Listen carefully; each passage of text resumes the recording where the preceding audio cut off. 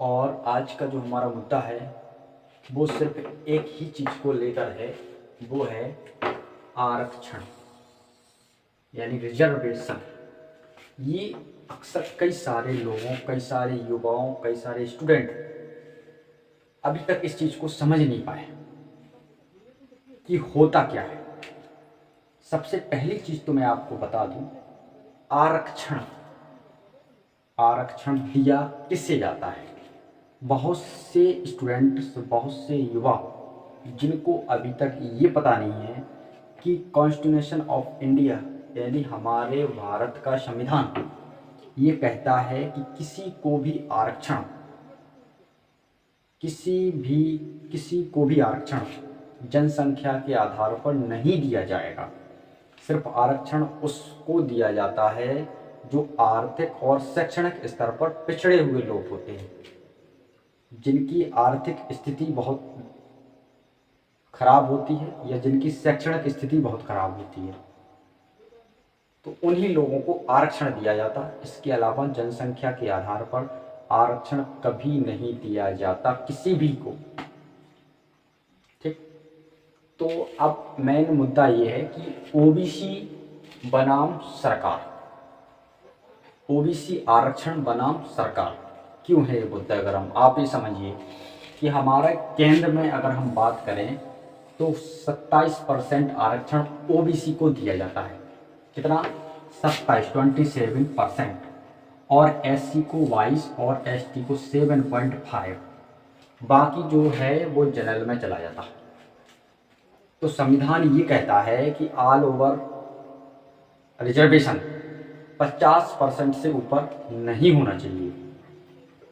50% reservation general के लिए separate होता है, ये हमारा संविधान कहता है, हम नहीं कहते, ये संविधान कहता है। और इसी प्रकार से हर एक स्टेट का जो रिजर्वेशन होता है वो भी यही कहा जाता है संविधान में कि वो भी 50% से ऊपर नहीं होना चाहिए।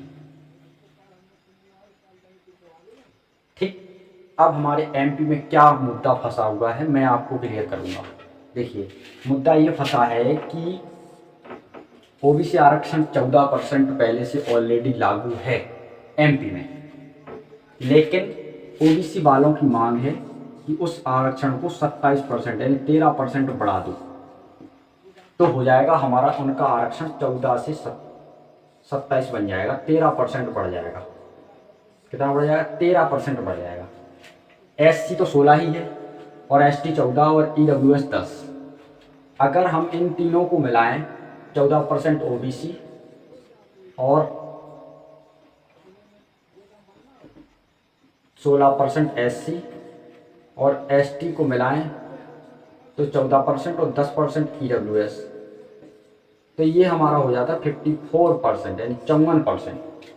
अब अगर हमको 27% ओबीसी चाहिए या फिर ओबीसी वालों की मांग है कि हमारा आरक्षण 27% कीजिए, तो 27% करते हैं तो ये वाला 54% जो है 67% पहुँच जाएगा। 67। अब आप ये बताइए 67% पहुँचेगा तो बचेगा कितना? 33% जो किसके लिए? जनरल के लिए। तो जनरल वाले लोगों ने हाई कोर्ट में याचिका लगाई हुई है 27% आरक्षण के लिए, तो वो 27% आरक्षण कभी लागू नहीं होने देंगे। कम से कम 45 से 44 याचिकाएं लगी हुई हैं, मतलब इतने लोगों ने याचिका दायर की है। तो ये कभी होना, ये 27% ओबीसी के लिए आरक्षण होना कभी संभव नहीं है। मेरी बात आप ध्यान से समझिए, कभी संभव नहीं है। चाहे सरकार बदल जाए, चाहे प्राइम मिनिस्टर बदल जाए, चाहे कुछ भी हो जाए, लेकिन ये कभी 27% नहीं होगा। ये बात मैं आज यहाँ से कह रहा हूँ। क्यों नहीं होगा? क्योंकि रिजर्वेशन का मतलब है 50% से ऊपर नहीं, बट ऑलरेडी 54 हो रहा है, तब और बढ़ाया जा सकता है। ऐसी स्थिति में बढ़ाया जाना नामुमकिन है, ऐसा नामुमकिन है। तो ओबीसी वाले जो भी हैं वो 1% भी मन से निकाल लें, अगर 1% भी वो सोच रहे हैं तो उसको भी हटा दें कि कभी एमपी में ओबीसी 27% होगा, कभी नहीं होगा। ओके, अब मैं आपको थोड़ा सा बता दूं, चाहे सरकार बदल जाए या फिर केंद्र सरकार बदल जाए, ऐसा कभी हो नहीं सकता। बस इतना ज़रूर है कि सरकारें आती हैं, राजनीतिक पॉइंट खेलती हैं, युवाओं को फंसाती हैं और होता कुछ नहीं है, वो ज्यों का त्यों रहा जाता। ठीक है, तो ऐसा कभी नहीं हो सकता। ठीक है, इसके पीछे राजनीतिक कारण है, वो मैं आपको फिर कभी बता दूंगा। अब मैं आपको थोड़ा भर्तियों से लेकर बता दूं। एक जो हमारे एमपी में जितनी भी भर्तियां आई हैं उन पर रोस्टर लगा हुआ है, रोस्टर।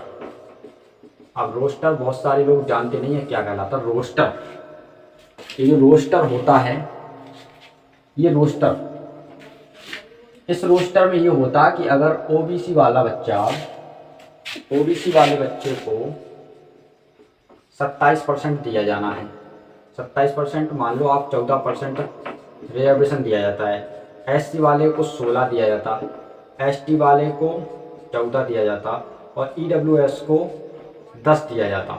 तो जो भी कॉम्पिटिटिव बच्चा होगा, प्रतियोगी परीक्षा वाला बच्चा होगा, और जनरल वाले को शेष, जो भी जनरल रह जाता वो शेष जनरल में चला जाता। अब जो भी बच्चा जिस कैटेगरी का होगा उसको उसी कैटेगरी में कॉम्पिटिटिव करना पड़ेगा, बाकी अदर नहीं कर पाएगा। जैसे आप समझना, जैसे कोई बच्चा ओबीसी वाला हाईएस्ट बच्चा जो है, अच्छे से अच्छे अंक लाने वाला, वो पुलिस के एग्जाम में 80 या 85 लाता है, बट मेरिट, ओबीसी की मेरिट जाती है कितना, 70। तो वो 85 वाले का 70% पर ही होगा, बट उसका 85 लाना व्यर्थ हो जाएगा। व्यर्थ मतलब उसके प्रदर्शन को दबाया जाता है, समझ ना, दबाया जाता है। और अगर कोई जनरल वाला बच्चा अच्छे से अच्छे नंबर लाता है, कितना, मान लो कि आप 90 लाता है कोई बच्चा, बट इसकी मेरिट, जनरल की मेरिट जाती है कितना, 70 जाती है, या फिर आप समझ लो 75 जाती है, तो वो भी 90 वाला इसी 75 ही में रहेगा। उसका भी, उसकी जो परफॉर्मेंस है उस हिसाब से उसको भी एक प्रकार से दबाया जाएगा, उसके परफॉर्मेंस को, और 75 पर ही घटेगा वो बच्चा। अब क्या होता, ये रोस्टर लागू नहीं होगा तो क्या होगा, ये 85 अंक लाने वाला बच्चा, इस मेरिट लिस्ट से ऊपर जाने वाला बच्चा जनरल में आ जाता है, और जनरल में वो फाइट करता है और जनरल की मेरिट लिस्ट को बढ़ा देता है। तब जनरल की मेरिट लिस्ट इसीलिए अधिक जाती है कि वो, इसका बच्चा भी इसमें कूद जाता है। जब वो नंबर कहीं अधिक लाता है तो उसको इस मेरिट लिस्ट से उठाकर इस मेरिट लिस्ट में उसको क्वालिफाई करना पड़ता है, तो इसमें उसकी क्वालिटी बनती है। तो यहाँ पर जो है ये गलत हो जाता है कि यहाँ पर कोई बच्चा अगर 70 नंबर पर भी पास हो जाता है और यहाँ जनरल वाला 60 पर भी सिलेक्शन हो जाएगा जनरल वाले का, और यहाँ अगर बात करें तो 85 वाले का भी नहीं होगा, क्योंकि अगर मेरिट लिस्ट 65 चली गई तो 85 वाले का भी नहीं होगा। समझे ना इस चीज़ के लिए। तो यहाँ पर ये वाला कंडीशन थोड़ी सी बनती है, इस चीज़ को आप समझ सकते हैं। ठीक है, और हमने समझाने की कोशिश की है। अब आपको थोड़ा और धैर्य बना के रखना है, इसके बाद एक और वीडियो आएगा रिजर्वेशन से, आप उसमें सब कुछ समझ जाएंगे। ठीक है।